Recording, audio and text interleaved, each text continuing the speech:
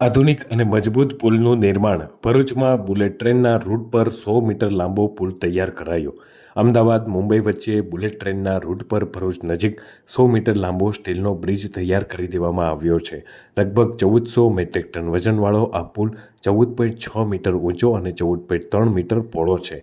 તેને ટ્રિચી ખાતેના વર્કશોપમાં તૈયાર કરવામાં આવ્યો છે અને ખાસ ડિઝાઇન કરાયેલ ટ્રેલરો દ્વારા સાઇટ સુધી પહોંચાડવામાં આવ્યો.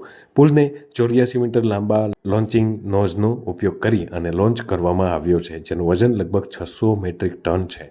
પુલના નિર્માણમાં અંદાજે 55,300 જેટલા ટોર સીટર પ્રકારના હાઈ સ્ટ્રેન્થ બોલ્ટ્સનો ઉપયોગ કરવામાં આવ્યો છે, જેને C5 પદ્ધતિથી પેઇન્ટિંગ કરવામાં આવ્યું છે અને એલાસ્ટોમેરિક બેરિંગ્સ 100 વર્ષના આયુષ્ય માટે ડિઝાઇન કરવામાં આવ્યો છે.